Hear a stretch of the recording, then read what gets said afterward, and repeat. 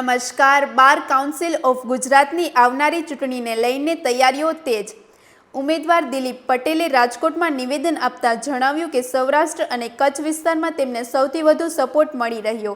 તેમણે વિશ્વાસ વ્યક્ત કર્યો કે સમગ્ર ગુજરાતમાં સૌથી વધુ મતોથી તેઓ વિજય મેળવે તેવી શક્યતા. દિલીપ પટેલે વધુમાં જણાવ્યું કે રાજકોટમાં અંદાજે 4400 જેટલા મતદારો છે, જ્યારે સૌરાષ્ટ્ર અને કચ્છ વિસ્તારમાં લગભગ 18,000 મતદારો. સમગ્ર ગુજરાતમાં કુલ મળીને લગભગ 87,000 જેટલા મતદારો નોંધાયેલા. આ ચૂંટણી માટે રાજ્યભરમાં અંદાજે 230 થી 235 જેટલા મતદાન મથકો પર મતદાન યોજાવાનું. વધુ સમાચાર માટે જોડાયેલા રહો. RP Gujarat news, Rajkot. સાહેબ, આવતીકાલે બાર કાઉન્સિલ ઓફ ગુજરાતની લગભગ 87-88,000 વકીલો છે, એની એક ચૂંટણી છે. રાજ્યભરમાં પ્રતિષ્ઠાભર્યો આ જંગ કહેવાય છે. કુલ 99 ઉમેદવારો છીએ અમે, એમાંથી 20 બહેનો લડી છે. અને આ ઉમેદવારો પૈકીના 25 ઉમેદવારો જીતતા હોય છે અને 25 ઉમેદવારો જે જીતેલા હોય છે એનું એક જનરલ બોર્ડ બનતું હોય છે. અને છેલ્લા 20 વર્ષથી એમ માનો કે છેલ્લી 2 ટર્મથી ગુજરાતની અંદર સૌથી વધુ મતે હું જીતું છું. સૌરાષ્ટ્ર કચ્છની અંદર મને ખૂબ સારો સપોર્ટ મળે છે અને એના હિસાબે આખા ગુજરાતમાં સૌથી વધુ મત મને મળે છે. આ વર્ષે પણ મને એવી કોન્ફિડન્સ છે અને મેં જે કામો કરેલા છે એ કામો ઉપરના આધારે હું એમ કહું છું કે આ વર્ષે પણ હું સૌથી વધુ મતે જીતીશ.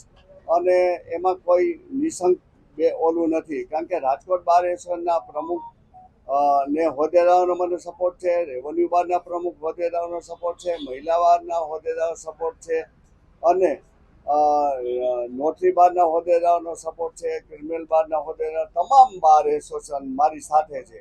અને એક મોટો સમૂહ છે. રાજકોટની અંદર 4400 મતો છે અને એવી જ રીતે ગુજરાતના 87,000 મતદારો કાલે મતદાન કરશે.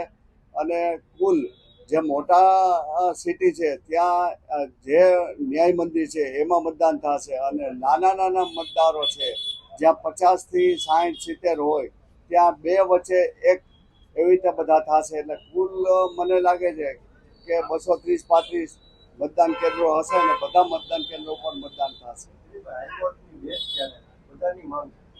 સાહેબ, હાઈકોર્ટની બેચની અંદર અમે જ્યારે ભણતા ત્યારથી આંદોલનો કરતા અને આંદોલનો આજ સુધી કરતા.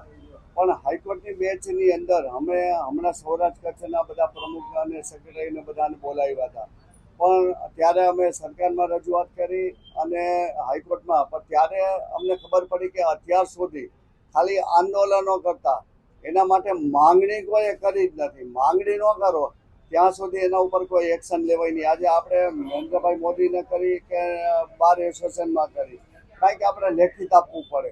એટલે અમે લોકોએ આ વખતે લેખિત આપ્યું છે અને આ ચૂંટણી જાય પછી ફરીથી અમે હાઈકોર્ટ બેચ માટે ચળવળ કરવાના છીએ. અને મને લાગે કે આ વખતે આપણા વડાપ્રધાન નરેન્દ્રભાઈ મોદી પણ રાજકોટમાંથી લડ્યા હતા અને રાજકોટ પ્રત્યે એને અતિ પ્રેમ છે અને અમને આપશે. અને અમે હાઈકોર્ટની બેચ શું કામે જોઈએ તો કે ભાઈ અમે આંકડાકીય પણ માહિતી આપી છે કે આટલા સૌરાષ્ટ્રના કેસો છે, આટલા સૌરાષ્ટ્ર બહારના કેસો.